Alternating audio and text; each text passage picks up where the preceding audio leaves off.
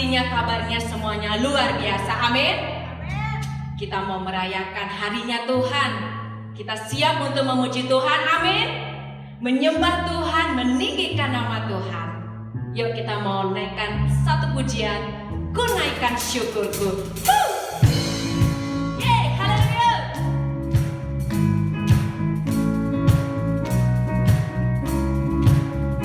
Kasih yang begitu besar, lebih kuat dari dosa. Kasih yang menemukanku, selamatkan dan pulihkanku. Ku naikkan syukurku, ku tak akan berhenti memuji, meninggikan namamu selalu, menari, memuliakanmu. Dibebaskan, dibangkitkan, hidup yang kau berikan kini hanya untukmu.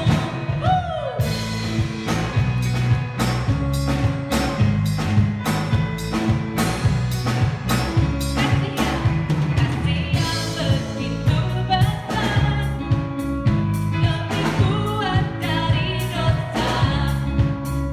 Kasih yang menemukanku, selamatkan dan pulihkanku. Ku naikkan syukurku, ku tak akan berhenti memuji, meninggikan namamu selalu, menari, memuliakanmu.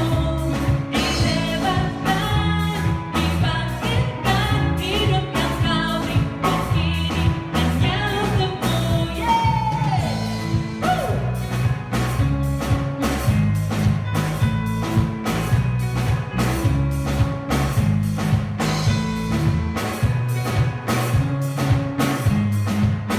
Yuk sama-sama bilang, ku naikkan syukurku, ku naikkan syukurku, ku naikkan syukurku, ku tak akan berhenti memuji, meninggikan namamu selalu, menari, memuliakanmu. Dibebaskan, dibangkitkan, hidup yang kau berikan kini hanya untukmu, takkan berhenti. Meninggikan namamu, dibebaskan, dibangkitkan, hidup yang kau berikan kini hanya untukmu, hidup yang kau berikan kini hanya untukmu, hidup yang kau berikan kini hanya untukmu. Yeay, haleluya.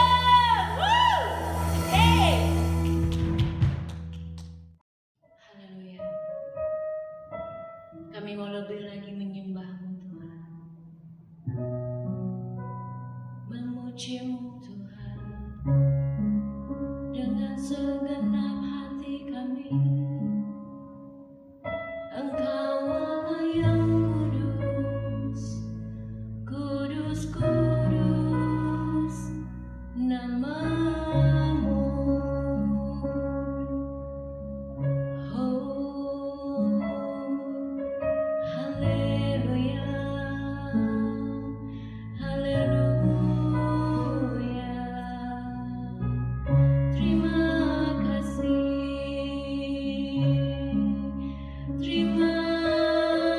kasih Tuhan, haleluya.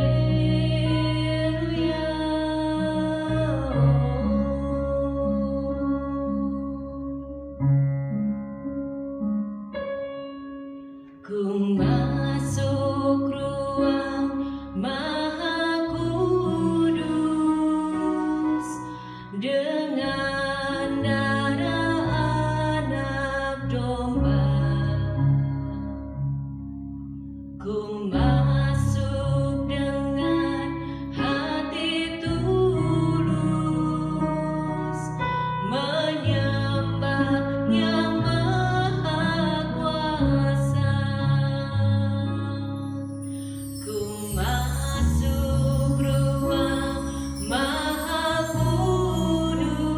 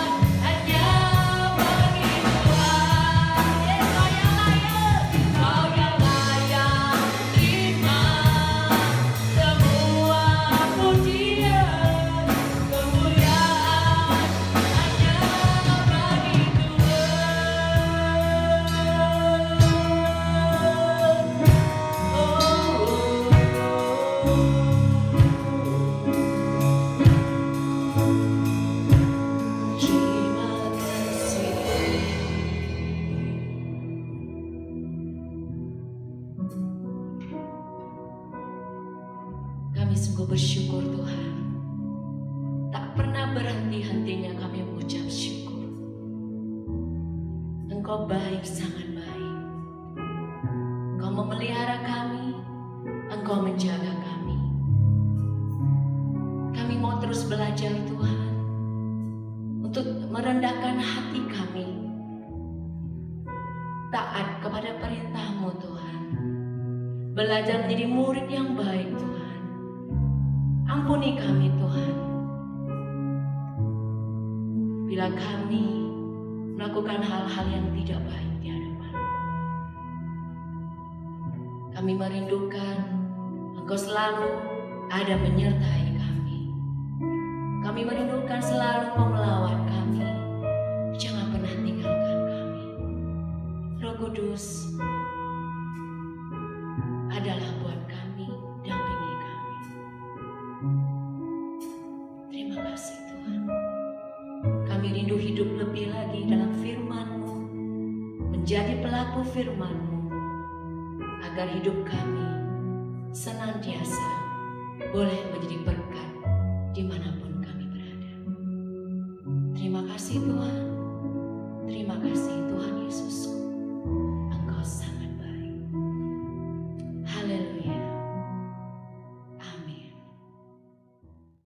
Shalom saudara-saudaraku yang kekasih di dalam Tuhan Yesus Kristus. Saat ini kita mengucap syukur kita boleh masih bisa diberikan kesempatan untuk beribadah secara online, tapi bersyukur bahwa kita tetap ada di dalam pemeliharaan Tuhan sampai saat ini. Nah, saudara yang kekasih, sebelum kita mendengarkan firman Tuhan, yuk kita berdoa terlebih dahulu. Bapa di dalam surga, Bapa yang kami sembah di dalam nama anak-Mu Tuhan Yesus Kristus. Pada saat ini Tuhan, kami datang kepadamu, kami mengucap syukur. Kami masih diberikan kesempatan oleh Engkau untuk kami beribadah kepadamu. Dan saatnya kami mau mendengarkan kebenaran firman-Mu. Biarlah Tuhan, apa yang akan kami dengar dan apa yang akan hamba-Mu ini sampaikan sebentar Tuhan, kiranya semua atas pimpinan Roh Kudus-Mu, sehingga Tuhan kami boleh sama-sama belajar dari penyampaian kebenaran firman-Mu ini dan diberikan kekuatan oleh Roh Kudus-Mu untuk kami melakukannya di dalam kehidupan kami.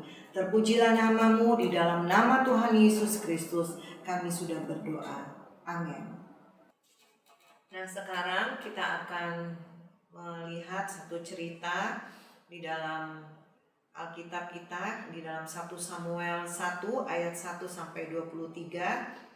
Perhatikan dengan baik-baik apa yang akan saya bacakan buat kita semua, karena di dalamnya akan kita ambil kesimpulan dan juga kebenaran-kebenaran untuk kita lakukan dalam kehidupan kita. Judulnya adalah Lahirnya Samuel. Ada seorang laki-laki dari Ramathaim Sofim dari pegunungan Efraim, namanya Elkana bin Yeroham bin Elihu bin Tohu bin Suf, seorang Efraim. Orang ini mempunyai 2 istri, yang seorang bernama Hana dan yang lain bernama Penina. Penina mempunyai anak tetapi Hana tidak. Orang itu dari tahun ke tahun pergi meninggalkan kotanya untuk sujud menyembah dan mempersembahkan korban kepada Tuhan semesta alam di Silo. Di sana yang menjadi imam Tuhan ialah kedua anak Eli, Hofni dan Pinehas. Pada hari Elkana mempersembahkan korban, diberikannya kepada Penina istrinya dan kepada semua anaknya yang laki-laki dan perempuan, masing-masing sebagian. Meskipun ia mengasihi Hana, ia memberikan kepada Hana hanya 1 bagian sebab Tuhan telah menutup kandungan Hana. Tetapi madunya selalu menyakiti hatinya supaya Hana gusar karena Tuhan telah menutup kandungannya. Demikianlah terjadi dari tahun ke tahun. Setiap kali Hana pergi ke rumah Tuhan, Penina menyakiti hati Hana, sehingga ia menangis dan tidak mau makan. Lalu Elkana suaminya berkata kepadanya, Hana, mengapa engkau menangis dan mengapa engkau tidak mau makan? Mengapa hatimu sedih? Bukankah aku lebih berharga bagimu daripada 10 anak laki-laki? Pada suatu kali setelah mereka habis makan dan minum di Silo, berdirilah Hana sedang Imam Eli duduk di kursi dekat tiang pintu bait suci Tuhan.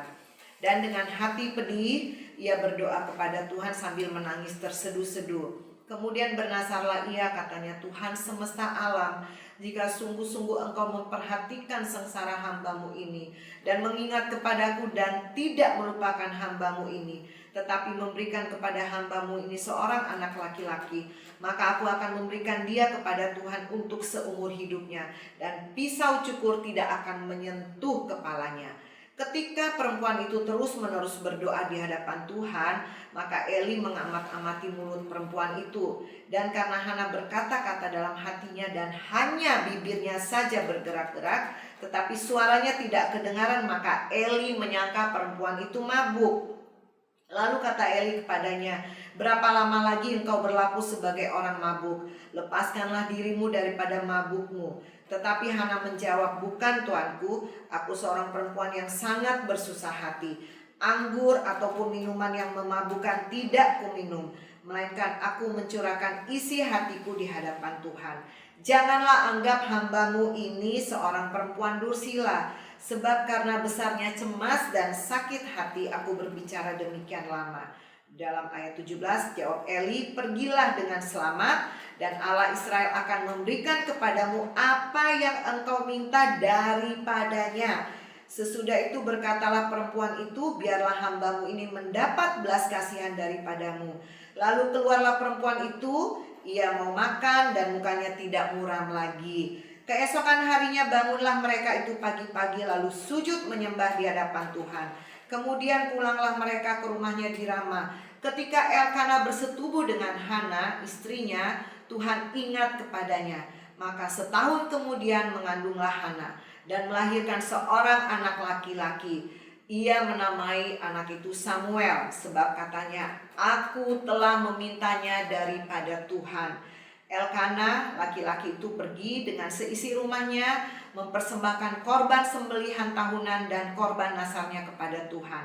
Tetapi Hana tidak ikut pergi, sebab katanya kepada suaminya, nanti apabila anak itu cerai susu, aku akan mengantarkan dia, maka ia akan menghadap kehadiran Tuhan dan tinggal di sana seumur hidupnya. Kemudian Elkana suaminya itu berkata kepadanya, perbuatlah apa yang kau pandang baik, tinggallah sampai engkau menyapi dia, hanya Tuhan kiranya menepati janjinya. Jadi tinggallah perempuan itu dan menyusui anaknya sampai disapinya. Saudara-saudara yang terkasih, dari pembacaan kita tadi bersama tentang Hana dan Elkana di dalam 1 Samuel 1 ayat 1 sampai 23, tema yang saya ambil adalah sikap hidup yang positif di masa penderitaan. Sikap positif ini dilakukan Hana di masa-masa proses hidupnya dia. Saya bagikan lagi ringkasan ceritanya. Hana adalah istri dari Elkana. Elkana dan keluarganya hidup di zaman di mana yang bertugas sebagai imam besar di Israel saat itu adalah Imam Eli. Nah, sebagai wanita, sebagai istri, Hana itu mempunyai beban penderitaan yang tidak sedikit. Inilah yang saya mau bagikan kepada kita semua pada saat ini. Hana seorang wanita yang mandul. Walaupun kita membaca dari ayat-ayat tadi dan saya pelajari dari sejarah-sejarah Alkitab juga, itu Elkana adalah seorang yang terpandang di masanya saat itu di kota Israel, di kota Silo. Tapi walaupun suami dari Hana ini seorang yang terpandang, seorang yang kaya raya, tapi dia mempunyai kekurangan, yaitu dia seorang wanita yang mandul. Nah, karena dia mandul inilah kemudian dia alami lagi satu penderitaan yang berat, yaitu dia akhirnya dimadu. Kenapa dia dimadu? Karena memang secara aturan adat istiadat di Israel saat itu, kalau seorang istri tidak bisa memberikan keturunan bagi keluarganya, bagi suaminya, maka suaminya berhak untuk mengambil wanita yang lain lagi di dalam hidupnya. Bahkan Mandul ini merupakan suatu aib di adat istiadat Israel. Itu sebabnya tadi saya katakan kenapa Hana mengalami penderitaan yang berat.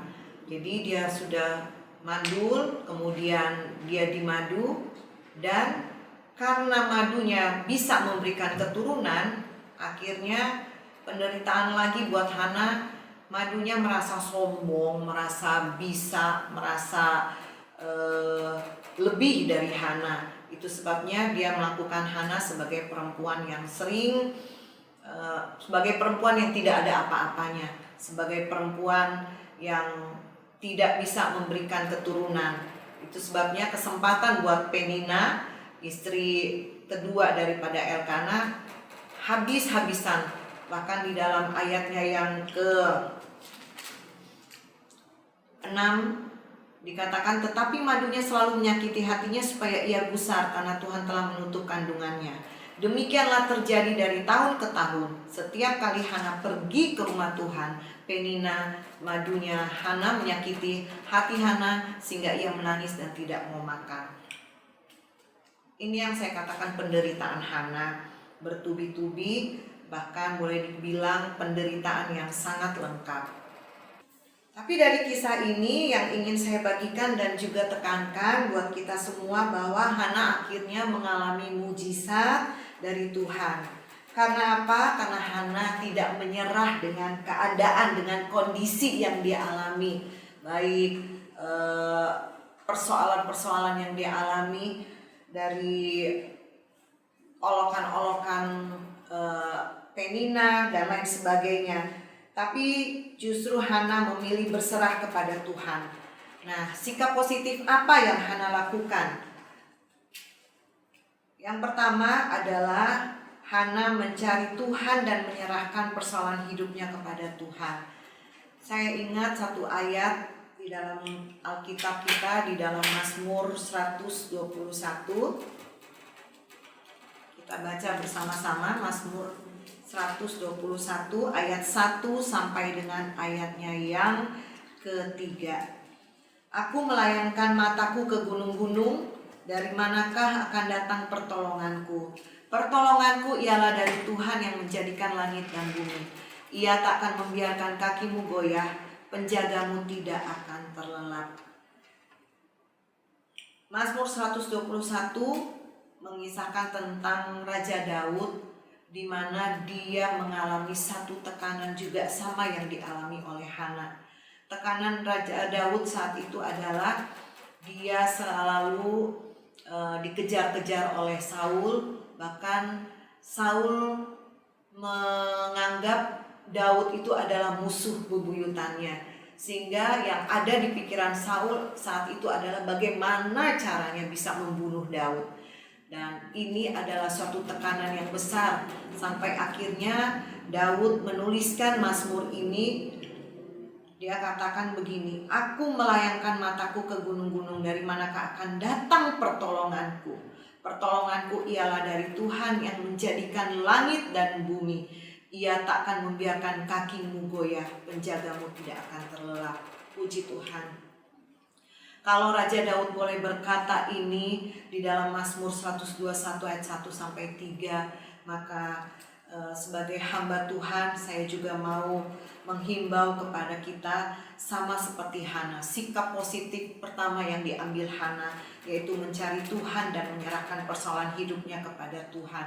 Sama seperti Raja Daud, dia sudah tidak bisa berbuat apa-apa karena dia tahu bahwa kalau bisa saja dia membalas kejahatan yang dilakukan Saul terhadap kehidupannya, karena Daud juga seorang tentara yang tahu untuk melawan atau tahu untuk mematikan musuhnya. Tetapi itu tidak dilakukan oleh Daud. Sama dengan Hana, walaupun dia mempunyai cara yang lain juga, bahkan karena apa? Karena dia seorang istri pertama, dia berhak untuk bisa misalnya mengusir Penina, ataupun kalau zaman sekarang dia bisa mencari cara-cara lain, misalnya ke dokter kandungan, berobat atau apa dan lain sebagainya. Tapi tidak, Hana lebih memilih mencari Tuhan terlebih dahulu untuk setiap penderitaan-penderitaan yang dia alami. Hana mencari Tuhan dan menyerahkan persoalan hidupnya kepada Tuhan. Kita bisa lihat itu di dalam 1 Samuel ayat yang ke-10. 1 Samuel 1 ayat yang ke-10. Dan dengan hati pedih ia berdoa kepada Tuhan sambil menangis terseduh-seduh. Dengan hati pedih ia berdoa kepada Tuhan sambil menangis terseduh-seduh. Sebab dia tahu bahwa yang bisa memberikan jawaban atas persoalan hidupnya, tekanan hidupnya saat itu adalah Tuhan. Ini adalah suatu sikap positif yang diambil Hana. Tidak beda jauh dengan yang kita alami, saudara yang kekasih di dalam Tuhan. Saat ini mungkin persoalan ataupun penderitaan-penderitaan yang kita alami tidak sama dengan yang dialami oleh Hana. Tetapi satu sikap positif ini mungkin bisa kita tarik dan kita bisa renungkan dan bisa kita lakukan di dalam kehidupan kita sebagai orang percaya. Khususnya di tengah-tengah masa pandemi ini.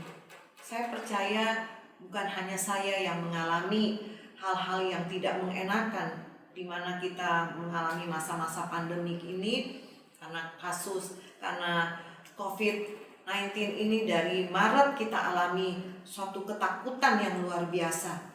Kita mau keluar tidak bebas seperti tahun-tahun sebelumnya, seperti hari-hari sebelumnya. Tapi kalau kita ada di tahun ini benar-benar kita merasakan suatu ketakutan yang luar biasa, di mana kita tidak bebas seperti dulu.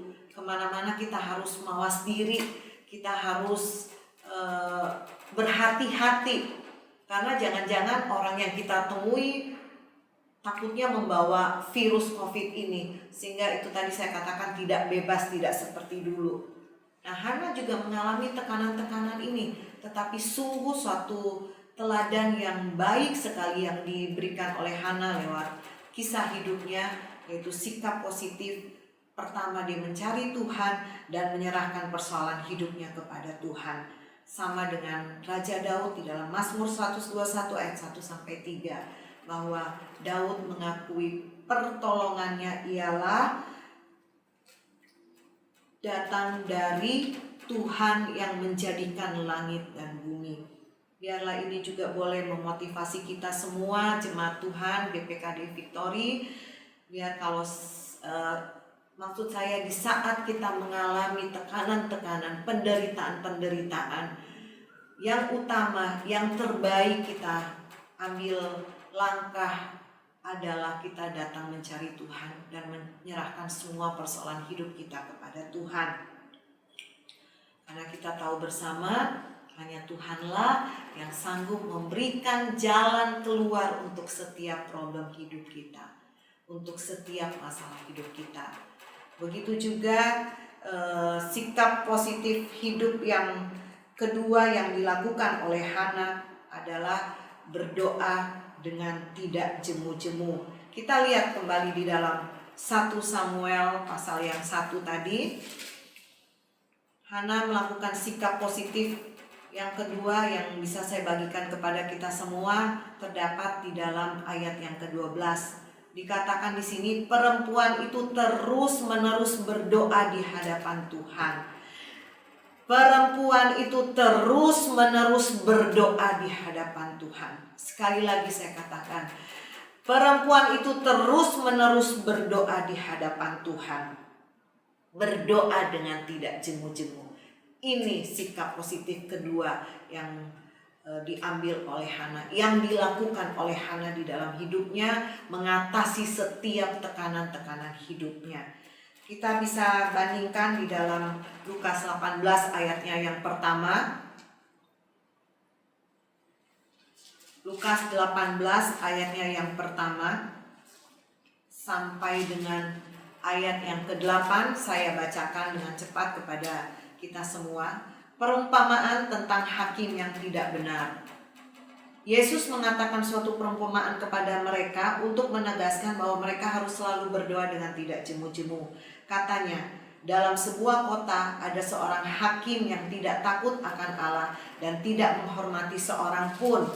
Dan di kota itu ada seorang janda yang selalu datang kepada hakim itu dan berkata, "Belalah hakku terhadap lawanku."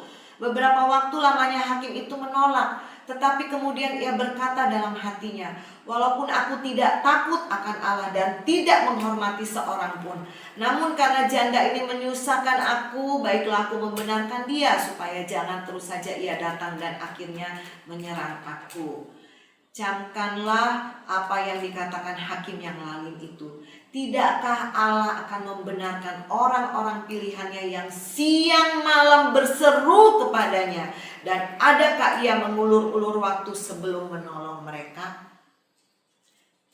Di dalam Lukas 18 ini diceritakan tentang hakim yang tidak benar.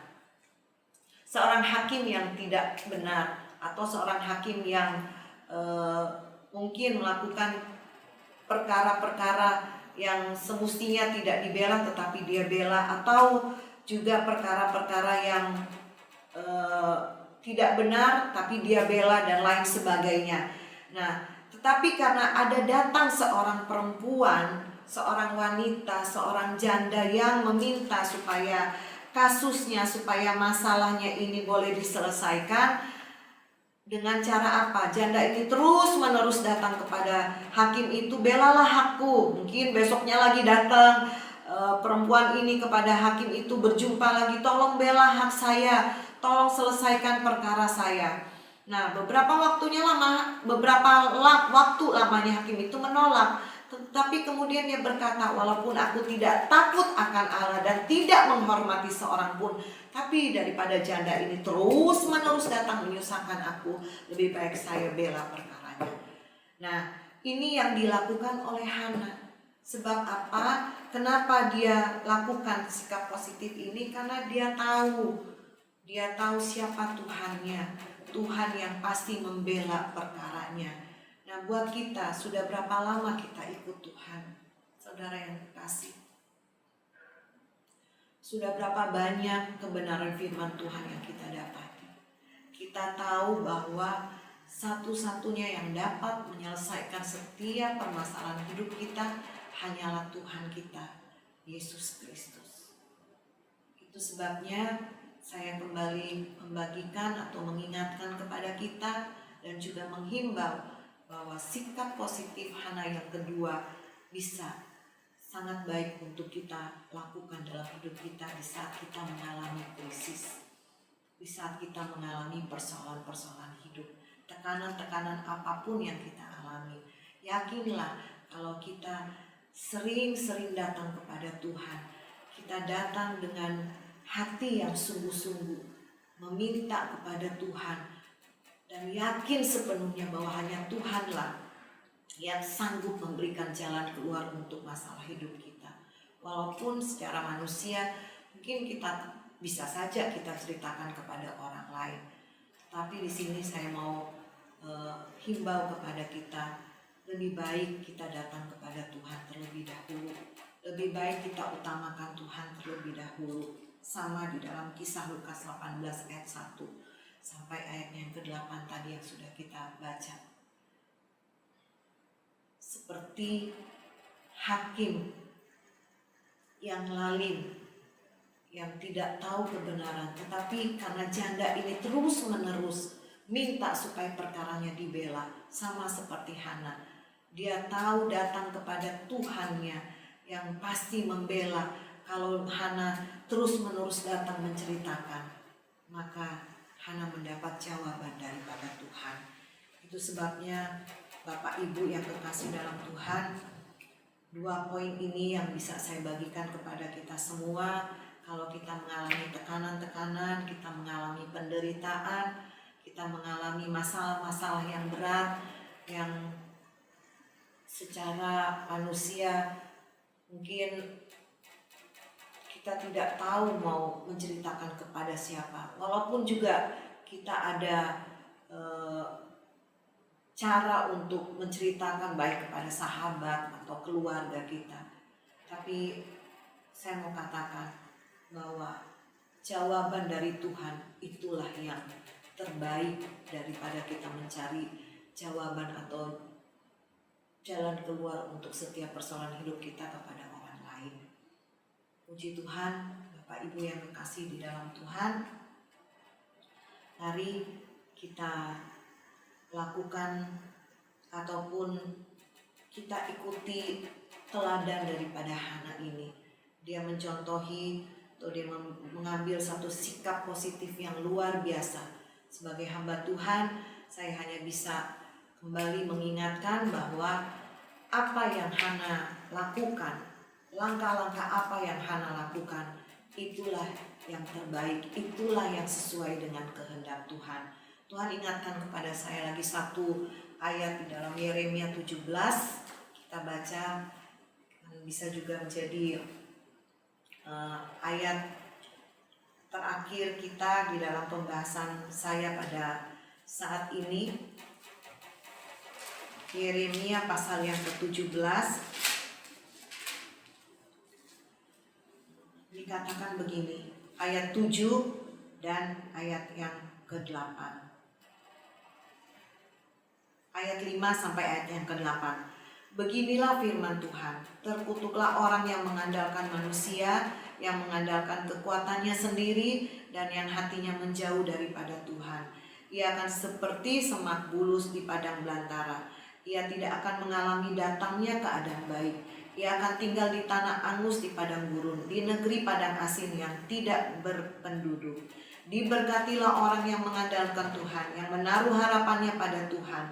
Ia akan seperti pohon yang ditanam di tepi air, yang merambatkan akar-akarnya ke tepi batang air, dan yang tidak mengalami datangnya panas terik, yang daunnya tetap hijau, yang tidak khawatir dalam tahun kering, dan yang tidak berhenti menghasilkan buah. Jadi pilihan itu ada kepada kita.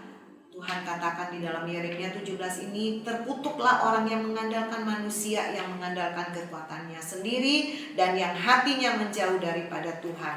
Tapi dalam ayat 7 dikatakan, diberkatilah orang yang mengandalkan Tuhan, yang menaruh harapannya pada Tuhan. Ia akan seperti pohon yang ditanam di tepi air, yang merambatkan akar-akarnya ke tepi batang air, dan yang tidak mengalami datangnya panas terik, dan yang daunnya tetap hijau, yang tidak khawatir dalam tahun kering, yang tidak berhenti menghasilkan buah. Mau diberkati atau mau menjadi orang-orang yang diberkati, yuk kita lakukan firman Tuhan.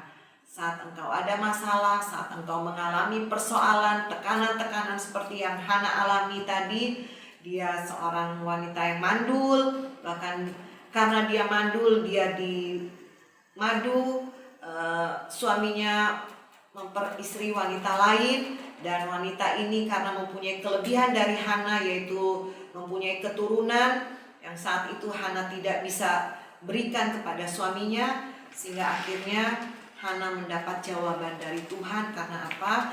Dia mengambil sikap positif yang baik di mata Tuhan. Dia mencari Tuhan dan dia menyerahkan semua persoalannya kepada Tuhan. Dan yang kedua, dia berdoa dengan tidak jemu-jemu, sehingga akhirnya Tuhan menjawab permasalahan atau persoalan hidup dari Hana. Dia diberikan keturunan, yaitu anak yang bernama Samuel. Dan kita tahu bersama dari kisah-kisah di dalam 1 Samuel ini bahwa Samuel merupakan anak perjanjian, anak yang direncanakan juga oleh Tuhan untuk menjadi hamba Tuhan, untuk menjadi imam bagi bukan saja buat orang tuanya, tetapi khususnya buat bangsa Israel.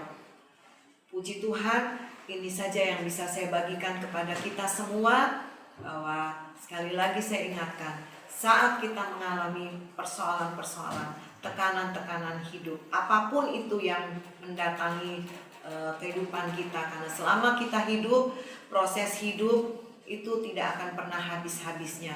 Tetapi sikap positif dari Hana inilah yang bisa dapat memotivasi kita semua supaya kita melakukan hal-hal yang tepat, yang sesuai dengan kehendak Tuhan, yaitu sikap-sikap yang baik seperti yang Hana sudah lakukan. Mencari Tuhan, menyerahkan persoalannya sepenuhnya kepada Tuhan, dan berdoa kepada Tuhan. Jangan cari jawaban atau jangan cari jalan keluar kepada orang lain, dengan kekuatanmu sendiri. Seperti Yeremia 17 tadi ayat 5 dan 7 katakan, bahwa orang-orang yang diberkati Tuhan adalah orang-orang yang mengandalkan Tuhan.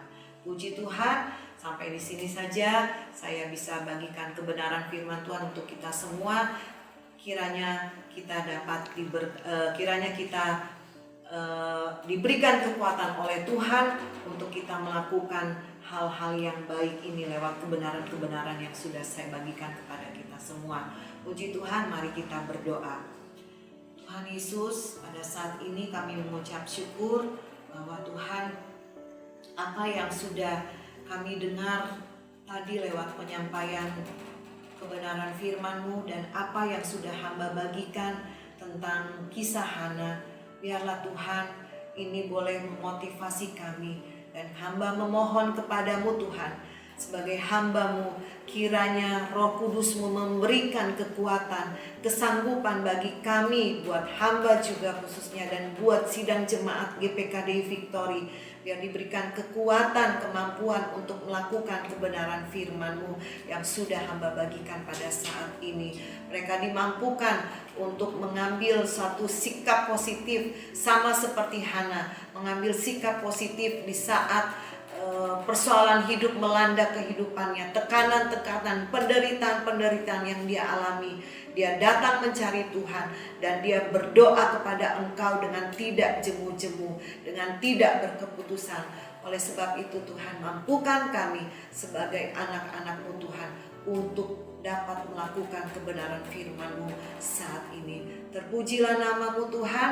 Kami sudah berdoa dan mengucap syukur di dalam nama Tuhan Yesus. Kami berdoa.